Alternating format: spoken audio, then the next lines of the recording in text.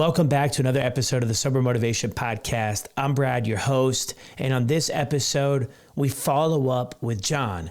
You may know him as the Tired Dad. When we first talked, John was newly sober. Now he's over 3 years alcohol-free, and he comes back with the real story. The first year isn't always inspiring. Sometimes it's brutal. We talk about quitting without a rock bottom, why moderation didn't work for him, and how fatherhood put up a mirror to his life, and what it actually takes to build sobriety that lasts. Now let's get to John's story. Welcome back to another update episode of the Sober Motivation Podcast. Today we've got John, also known as the Tired Dad. Do people refer to you as the Tired Dad or still John? Both, you know. I think I've put my name out there now, so I get John a little more. Yeah, good, man. Yeah. Well, thanks for making time to connect with us. And you had mentioned too, it was like 2 years ago that we jumped on and we shared your story kind of with everybody. What have things been like for you since? And before we even get there, for anybody that didn't listen to that episode or maybe needs a little bit of a refresh, like walk us through the Cliff Notes version of your story related to sobriety. Yeah, I remember that podcast episode. I was newly sober. I think it was maybe right at a year, maybe even under that. And you reached out, and it was kind of a new thing for me to talk about sobriety. I just it happened for me, you know. It was a dry January type deal. I've been trying to get sober for years before that. And here we were like 9 months later or whatever it was. And I was talking to you and just kind of spilled it all out there, like my whole story. So it was an interesting time back then. So that's why I wanted to come back on to talk to you again. I know we've been talking through since then, but there's just so much around sobriety nowadays. There's so much talk. There's so much advice. There's so much how to recover, what's the right way with the wrong way and everything. There's a lot of noise. It's like I compare it to the fitness industry. Yeah. It's just, there's a lot of stuff happening. And, you know, what it is with the fitness industry as well as and sobriety is find out what works for you. Nobody can do your sobriety for you. You have to do it yourself. And I got sober through my decision to get sober. It wasn't an ultimatum from my wife. It wasn't anything. It was just me knowing that it was time, knowing what type of father I wanted to be, knowing my relationship with substances for decades before, knowing my personality, everything. So, which is kind of, I feel like, becoming more of a story you hear. Interesting though about coming to that decision. Were there moments, or was it a collective decade of moments that sort of put you in that spot to like, okay, this is something I need to move towards, or what was it? Oh, it was definitely decades of stuff. So, you know, when I was 13 years old, I had Adderall for the first time. And looking back, it's when I became a drug addict, because I remember taking it and saying, this, like, I have to feel like this for the rest of my life. And I was in 7th grade.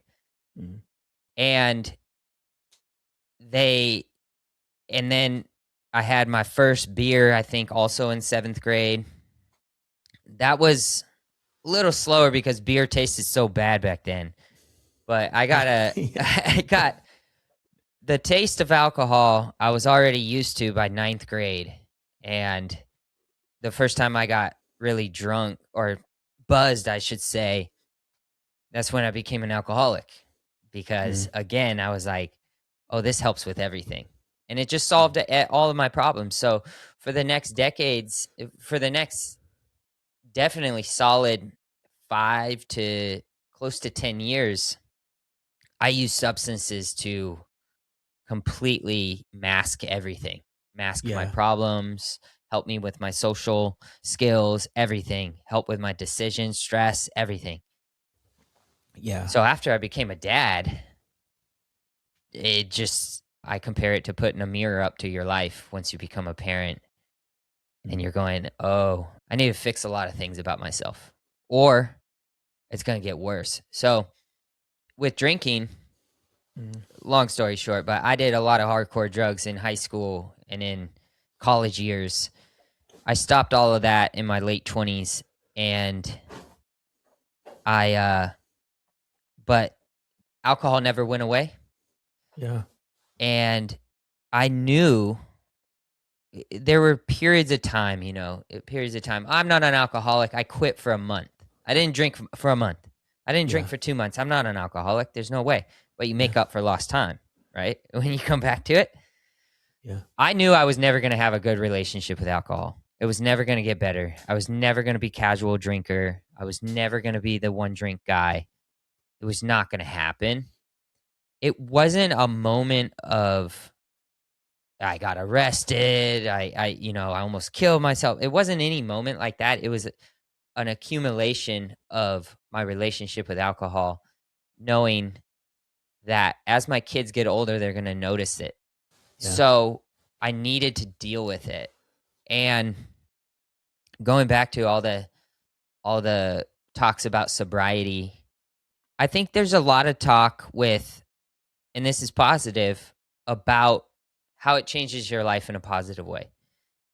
The rebirth, right, of being sober. That first year of being sober wasn't a great year for me because I was dealing with so much of that stuff that I haven't dealt with since I was 13 years old. I went through puberty. I went through high school. I went through my 20s, masking everything, emotions, relationships, everything, stress, how I deal with stress, how I deal with decision making. So I had to relearn all that. And it was had my first panic attack.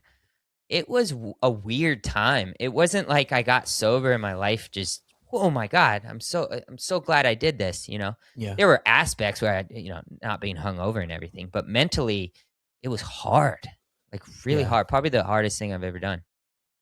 Yeah. And now being sober just over 3 years, it's still a relearning experience and raw dog in life now. Yeah. And that's not life comes at you, especially when you get sober in your mid 30s, late 30s. It's different now. The stakes are higher. There's a lot more to stress about. There's a lot of it's just different. It's hard. I think if people get sober and they go, well, I thought this was going to make my life better, and it feels like my life is worse because I don't have this Band-Aid anymore. They can get into kind of what's the point of me stopping? But you are relearning. It takes a long time to relearn decades of stuff that you have been doing, masking. But as time goes on, and every year, and I can say from now until that first year, I have gained so many tools that I have never had before in my life. And I've learned so much about myself. And some days are really hard. And then some days are like, wow, this would have never happened if I didn't get sober. I would have never learned this stuff. I would have just stuff about ego and just how you talk to people and how you deal with stress and what are your triggers and also your childhood stuff and childhood issues that you never dealt with, all this stuff. So, yeah. Yeah. Thanks for sharing that too. And I mean, that kind of goes to something I talk about a lot on the podcast that I think people find relatable is this is a lot less to do with just not drinking than it is with all of the other stuff. And then when you quit drinking, like what I'm picking up from what you're sharing is that was sort of your quote unquote coping strategy or the way you dealt with things. You take that away, everything else rises to the surface. And it's like, whoa, I wasn't prepared for all of this. It is a good point to make though, because I don't do a ton of scrolling on social media, but I know a lot of people do. And you can sort of compare what they're doing or how their sobriety looks to yours. And if it's not the same, it's like, oh, I must be doing something wrong. But that's not true either. And it can be overwhelming sometimes seeing things maybe just explode. But I think with social media in general, we have to remind ourselves that these are highlight reels, like these are highlight reels of what people are going through. So it doesn't tell the full story, but it is an easy thing to kind of fall into. So that's a great perspective. For sure. And I like to also say about social media, it's not just a highlight reel, it's also an exaggerated reel. So there's definitely some dramatization involved sometimes. So that goes into just social media. Sometimes it's just not, it's not real. It's not real life, right? That's why the scrolling is so bad, because if you scroll, you're taking way too much information into your brain, but then it's never going to make you like feel good about yourself, because oh, somebody has it worse than me, or you saw something that's actually traumatic to watch on a phone, or this person, gosh, it's sobriety looks so easy for them, like that they started a 6-figure business or 7-figure business now, and oh my god, they were in prison and now they're like a multimillionaire. This is, man, and that's what I'm saying, like that's not necessarily what sobriety is. Sure, it can open pathways to do that, but you can be an alcoholic and start a 7-figure business too. Some would say that's you have a better chance, because so many business people take Adderall and other drugs to work these long hours, right? Yeah. To me, that's not what I view as the goal for sobriety, is like success in business. My goal in sobriety was just to become a better dad, become a better person, and to learn about myself and to grow as a human being and not stay stuck with all my past stuff. Yeah. I had to figure out, why were you running to these substances and alcohol? Like, why? When I figured out why, I realized, oh my gosh. And then it's just a Band-Aid. It's just a Band-Aid. So sure, you can keep going, but you're losing all those tools that you need to be a human being.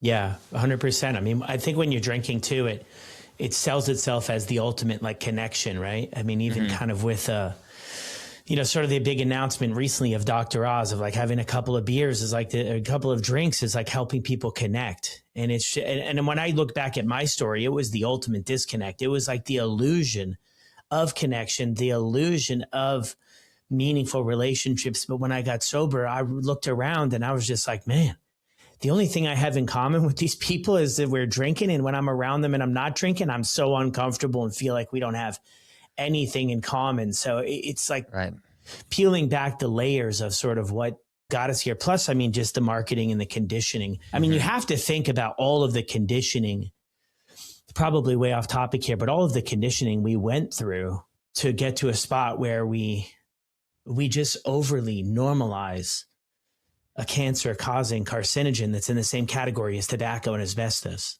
and then we just casually go around and like, hey, everything is kind of good. Right. So those are kind of things that play. Interesting thing there too, right? Because I mean, you are the tired dad. Connecting the dots, I mean, of like, you're drinking, you want to show up in all these other ways of being a dad. I mean, how does that come about? How do you put those pieces of the puzzle? Are you kind of like foreshadowing, like if I continue this behavior, then maybe I won't be able to show up in my kid's life the way I want to or the way I vision? Like, how did you connect those dots? Man, it was a big fear when my daughter was born back in 2016. So I got sober in 2023. So I got sober in 23. Now, it was after 2020 that I really was like, okay, like in 2020, I drank maybe more than I did in high school. It was starting to get before noon. And that was like, whoa, I'm 35 years old and I'm drinking before noon because, well, I'm not going to work today. And, so that puts my daughter at she was 4 years old. That's when it started to be, I I'm planning on not drinking tonight, and I drank 12 White Claws or whatever. I'm Yeah. losing control here of my decision making, and I'm in my mid 30s. It was kind of a scary situation to where I feared I wasn't going to be able to make that choice anymore, Mm-hmm. because I knew myself and I knew my personality, and it was a stressful time in the world. My son was born in 2019, so now I have 2 children. My grandpa on my mom's side died of alcoholism when he was 64 years old. Never met him. And I always ask my family, like, when did you see it? And it always, everybody always says, started with some beers at night, started with a 6-pack. In his 50s, he started drinking handles of vodka. And I'm like, but no one can tell me kind of when. It's not like they just remember him as an alcoholic. They remember him as casually drinking, and then all of a sudden, is he drinking more? Yeah. I feared that was going to be me, that I wasn't going to be making my decisions anymore, and I was going to become so dependent that it would have been too late for me to even make that decision to stop drinking. And something bad was going to happen, right? So Mm-hmm. I knew I had to start working on myself. I thought, geez, there's no way I could go to like rehab. There's no way, because it's like, there's some people I'm hanging around with. We're just hanging out, kid's birthday party, whatever. Everybody's drinking, right? Like you're saying, it's accepted. So I didn't feel that, what's the word? Like I didn't feel that judgment. Mm-hmm. And also I was really good at hiding it. So I had a high tolerance. I was good at just being the fun guy, right? Fun dad. So that's what really made me get serious with the honesty with myself. So it was 5 years of me stopping. I got sober, I think for like 6 months one of those years. And I was thinking that was going to be good. But in the back of my mind, I was like, I'm going to go back. My idea was that I was going to quit long enough to like reset myself, and then I could go back to just having a couple drinks a night and be normal. Yeah. Like they say, a normie. I'm not a normie. Like I did 6 months. I did 6 months sober, and then without drinking, sober completely. And then the next 6 months made up for lost time. Yeah. So they always say they always say the brain remembers. So even if you do take those breaks and you go back to it, it's still wired up that way. I don't understand all the science behind it, but I'm sure there is something out there. It's interesting too, because that area you're talking about, those 5 years, I hear from a lot of people, it can be rather confusing because you can figure it out for 6 months without sort of an outside force saying, hey, John, you have to do this, you have to do that. And then you go back to it, but it starts right up. And then I think like what you shared earlier is like, when you go further back in your story, I mean, you always drank with an edge of some sort, even when you did, because it just checked a huge box for you. Relatable to me too, because I hung out with a lot of people early on and they were drinking, but like I don't know, maybe they were struggling. We never talked about it. We never said anything. And I surrounded myself with other people that were drinking. So it was like, I thought everybody drank in college. I thought, man, this is what everybody does. And now I know that's not true. So that was kind of the thing. 2020 is like leaning into it, which a lot of people, I mean, for better or for worse, I don't know where it lands. A lot of people's drinking sped up in 2020.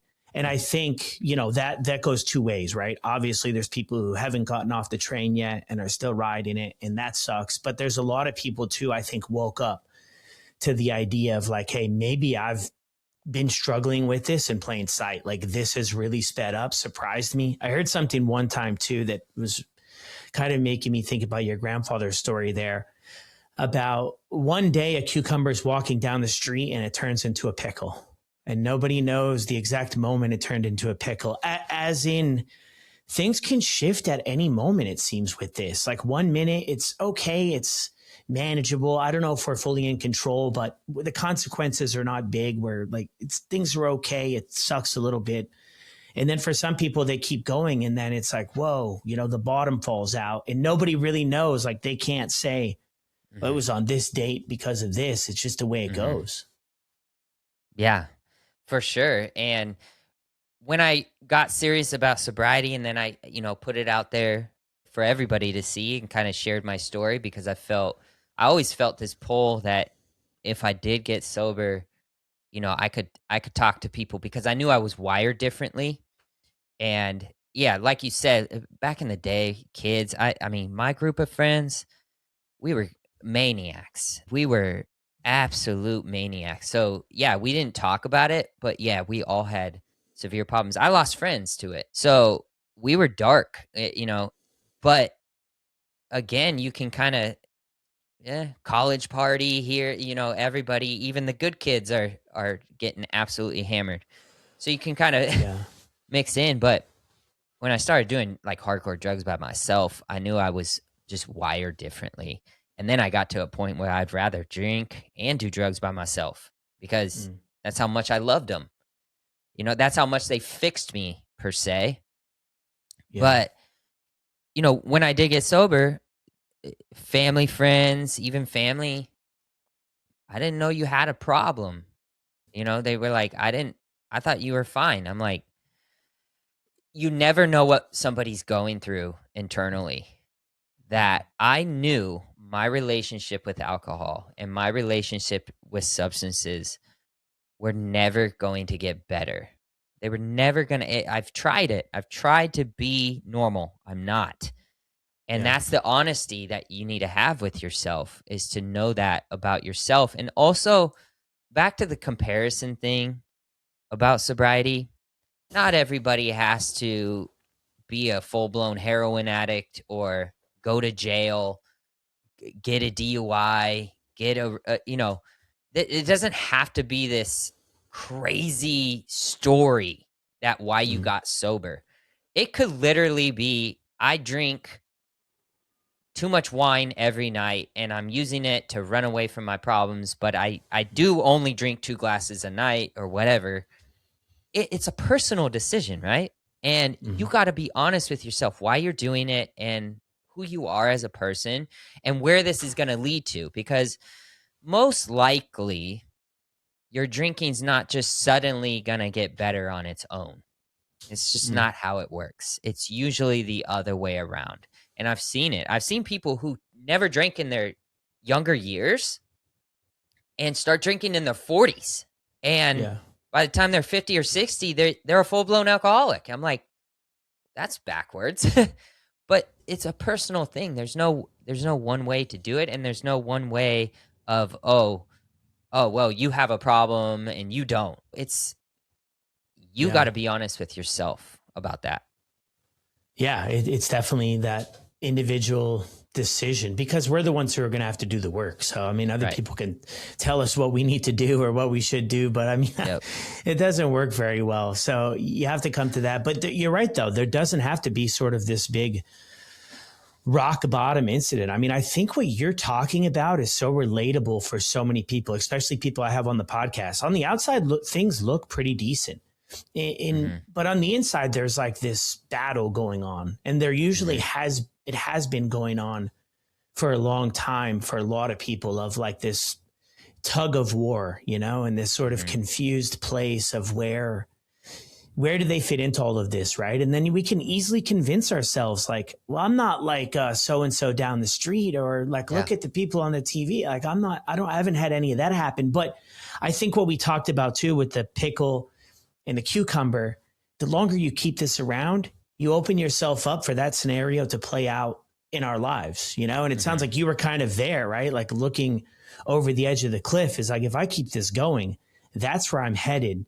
Yeah. I got to do something different here. And I think there's a lot of people that are on that, on that slippery slope of this could go another way. Look, people who don't have a drinking problem, quote unquote, shape it up however you want out there, people listening, they don't wrestle with this. They don't go to the store and only buy two because they only want to buy two, or go back again, or wonder how many they're going to have tonight, or try to moderate or try to limit. And I think if you're already heading down that path of trying to control something, I think once that starts, like, I feel pretty comfortable saying, like, we've already lost control at that point. Yeah. 100%. And my wife is a normie. She like, her drinking went way down because of mine, but it just went down because of mine, and she just turned it off like that. And now she doesn't even really like to even have a drink anymore because it affects her sleep now and more. So, but she was always the type to have one drink, or to be one to be hungover and not want to drink to make the hangover better. And I try to explain this to her about how my brain works, and she said that, if she tried something, even a medication or any substance that made her feel like good or better, made things like a lot better, it would freak her out and she wouldn't want to do it. And I tell her, okay, so that feeling where it made it better and it feels good.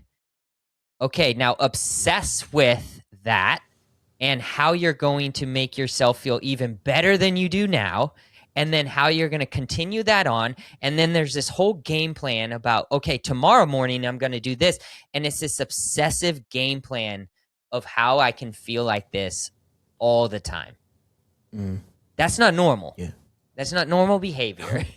So, like you're saying, so many times that I would like game plan. Like, my wife knows all this stuff. So there were times back in 2020, or maybe it was before that, and I don't think I've admitted this publicly. No, I don't think I have, even on my podcast. But my wife knows this story, and I actually told her not about 6 months ago or something. But after our firstborn daughter, they prescribe Vicodin or whatever, right? She had a C-section.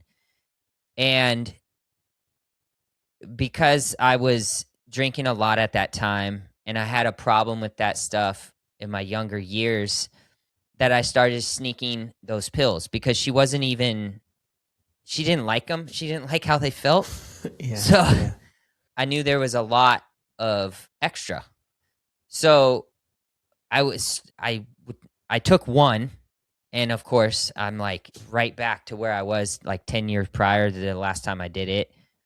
This is amazing. And then I would like game plan how to have some, or maybe have two this night. And it got to a really scary place to where one night I drank a lot, and it was like hard liquor, and I took like 3 of those pills, and I don't even remember falling asleep. And I woke up the next day like, shit, that's a scary moment. I didn't mean to do that. And that's where it's, man, this is dangerous. Like, I have a lot to lose. And my daughter was just born, and this isn't good, and I kept it all to myself. But that's one of those moments that you're talking about. You don't know the problems of somebody sometimes, because addicts, they lie. They hide everything because no one's going to understand. Everybody's just going to, if I told my wife that at that moment, which I should have, but she would have freaked out. And at the time, if she freaked out on me, I would run and sabotage myself, So that was like a scary situation. That's what people don't understand. It's not just like I'm a horrible person lying to my wife and doing these terrible things as a drug addict, as a father. I don't know what's going on here. I am, I guess, rock bottom or whatever. Yeah. And now this is a life or death situation. And I wrote a bunch of stuff down at the time, some dark stuff. I just had to write what I was going through at that time. Yeah. And there was also another time I went I went back to visit some old friends, and those old friends had a cocaine problem still. Mm. And I wasn't at a point in my life to say no to that. And I saw it, and it was just, I couldn't resist it. Mm. So those kind of things were happening that really, really made me realize how dangerous it can be, and how no matter, just because you're older, you got a lot more to lose, those things are still inside you, that personality, whatever you want to call it, my addict tendencies. Yeah, I was like, I need to figure this out. And it was hard, man. It was really hard to get sober finally, but it was enough. And like you said, if you're going down that road, it's not going to get easier later. And I was like, I don't want to have to get sober when my kids are teenagers.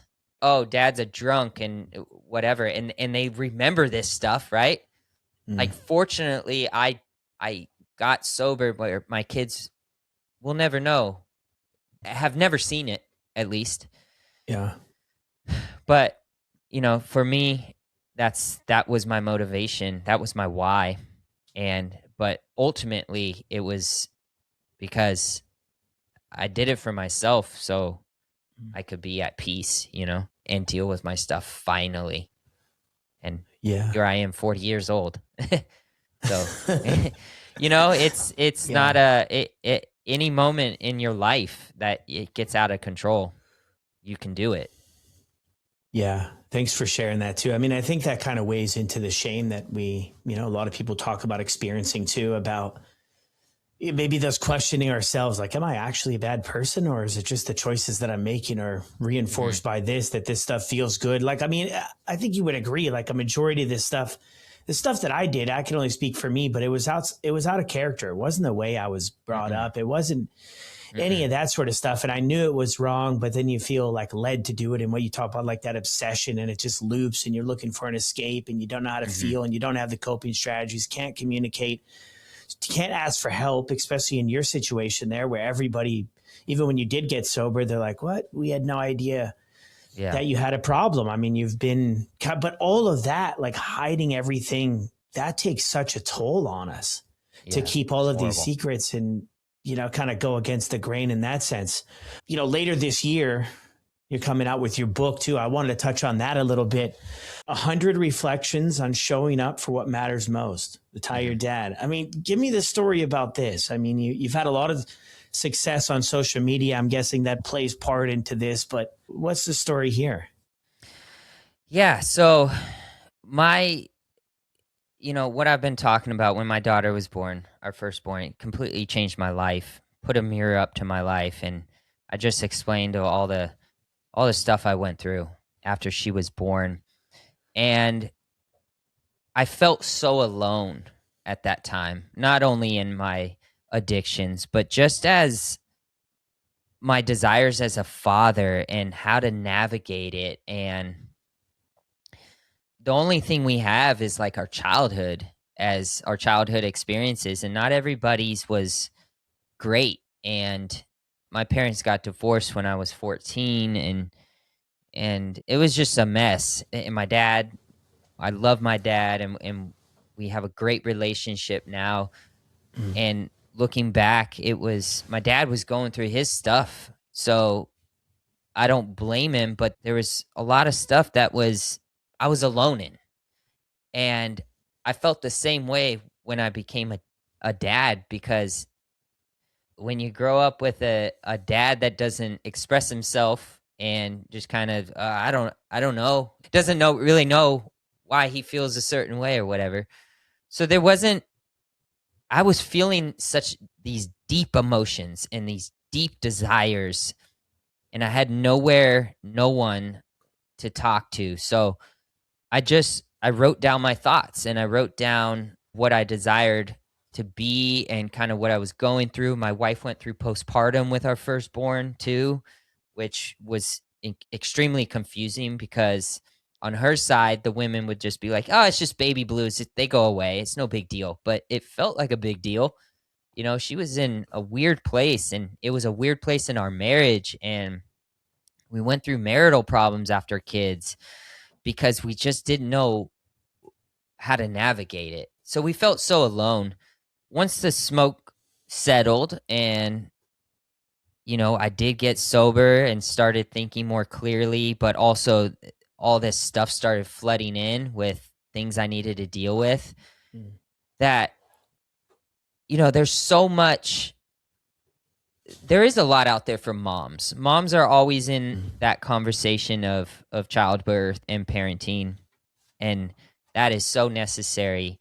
There's just not a lot for dads, and dads are provider, protector, put your head down, deal with it yourself, and keep going. You're the foundation, so you can't mess up. But as we can see with mental health problems in men and fathers and everything, and addictions and what I went through, I really wanted there to be a real vulnerable resource for dads that I needed back then when I first became a dad. And I learned so much from people's stories, memoirs, and I learned way more from that than I do like instruction manuals or quote unquote expert advice. So I just wanted to create a book that was easily digestible, that was me, that was my stories, my vulnerability, and have dads be able to feel less alone in the journey of fatherhood. Because yes, the social media platform was built on me, and the Tired Dad was birthed through me just doing one video about what I was going through mentally and like the stigmas behind fatherhood, and millions of fathers related and thought they were alone in those struggles because we're not allowed to talk about it, or we're viewed a certain way if we do. Yeah, this book is my reflections. It's not an expert advice book. You take it for what it is. It's not a sobriety book either. There's some of that in there, but it is just my experience in the last almost 10 years as a father, and stuff that I think is important to reflect on, that I think will help raise the next generation of good human beings, breaking the generational curses, dealing with the stuff that you need to deal with, healing yourself. And really it's to make dads and all parents feel less alone in their struggles. That I think I covered mostly everything I've been through. Yeah. Well, great job, dude. I mean, I can't imagine it's any easy task to write a book. Interesting too. I think it's eight chapter. Is that what you have chapters here? I guess chapter 82. Just looking at it here, who will they be when they figure us out? It hits home, man. I saw a quote the other day too, and it might be in there kind of something followed up too, but you always think about it, right? Like I figured my folks out, and it sounds like in a way, you know, you kind of figured out what was going on in your situation, and our kids are going to figure us out. And I think that it's so powerful. You know, I think when it comes specifically to alcohol, I think a lot of parents are going to say, you know, don't drink alcohol or whatever while they have a drink in their hand. And I wonder how that message translates. What were your thoughts behind sort of who will we be when they figure us out? You know, I mean, that seems important to you, right? Just with everything you've shared. Yeah. And, you know, my dad, I figured him out in a more empathetic way of what he was going through. And, you know, I acted out when I was younger and was viewing my dad as, he didn't know what to do with me, send me away to a boot camp, or I don't know. Yeah. He just didn't know. And I was such an extra stressor for him with everything he was going through. And also, I've learned about him and his relationship with his parents and childhood stuff. And then you think about, and then my grandpa's childhood, you know, so it's like a trickle down, and that's what we are.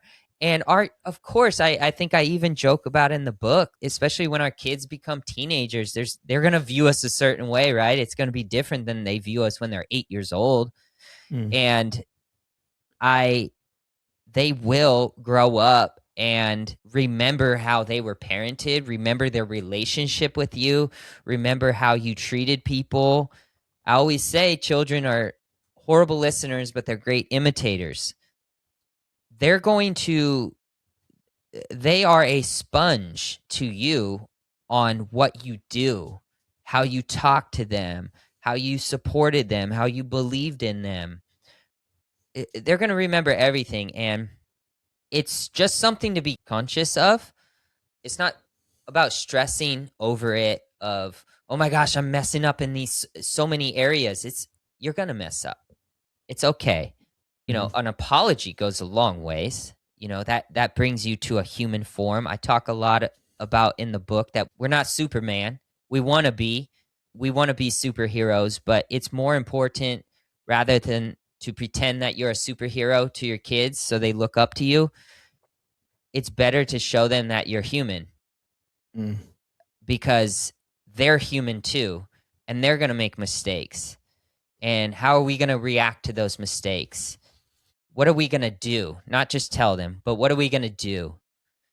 And I want my kids to come to me no matter what. I want that communication to be there through their whole entire life. I want to be their number one supporter and safety net of support.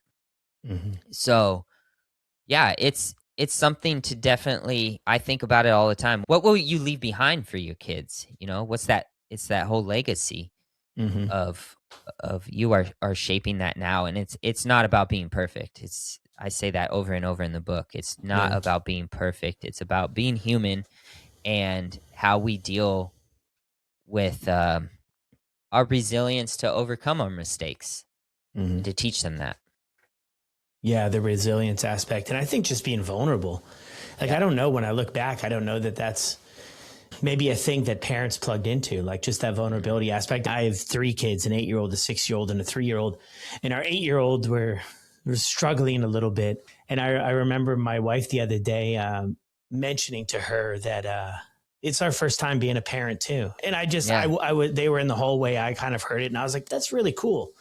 I think that's really cool because it is the truth. Like, we are first time parents. And I think that was just paving the way, that we're not going to always get it right, but we can talk about it too and accept input in, ideas, right? And improve the communication and create the safe place. Much different than how I grew up. And not that my parents did anything I would say wrong, but I think they did the best they could with what they had. But I think now we have a little bit more, so that's really cool, man. What next steps can people take? You got your pre-orders coming out, launching it a little bit. And then this is exciting, man. Are you excited about this? I am. It's been a process. It's a long process to write a book. It's been two years in the making of production. Okay. And writing 100 reflections, I did have a lot of writings before, but still there was so much I wanted to say, and then kind of organizing them and all that is the whole structure and process was a lot. And I wanted to just make sure that I had everything in there and the message was there, that people were going to get it. Yeah, it's been crazy and I'm super excited. I just hope I wrote it to help people. And man, if it changes one dad's life and somebody's life and it makes them a better parent, the job is done. There's just not a lot out there for dads. And so I really hope it gets to that person. That's the ultimate goal. But I do have pre-orders, and I'm about to, for every pre-order, I'm going to give 5 extra reflections that will never be in the book to them. There's a lot of music references, not a lot, but I love music and it's shaped who I was. It's also was my only healthy outlet besides drugs that helped me through a lot of hard times in adulthood and continues to help me till this day. So I created a playlist that is kind of the soundtrack to my life and the soundtrack to the book, which was really cool for me. It was I don't know how to make music, but I love music. So that was my kind of oh, this is like a soundtrack to the movie or type deal. So that was fun. So I'm going to give all those incentives to people that do the pre-order, just because pre-orders are a big deal in a book launch. It determines where it goes out into the wild. And this is definitely a community. I'm so grateful for all the supporters, because without them, I don't know if this book would have happened. And it's my way of giving back too. I think with social media, it's the attention spans, and nothing's in a linear progression. So I'm happy, super excited to have a tangible thing that is just kind of everything wrapped up into one that is tangible and you can have forever and look at it when you need it the most. Yeah, beautiful, man. Yeah. Anything else that you want to mention before we sign off? Yeah, I love to help people, and I think it's just a message that is so needed for the world too, and showing up authentically into the world is something I want to show my kids, and I'm showing my kids how to help people, and they're picking up on it, and that makes me feel just amazing when my 9-year-old, has tears in her eyes about me doing good for the world, and that is that's the ultimate blessing, man. It feels good. Yeah, beautiful. Thank you again so much, John. Great to connect. Yeah, man. Thank you, Brad, as always.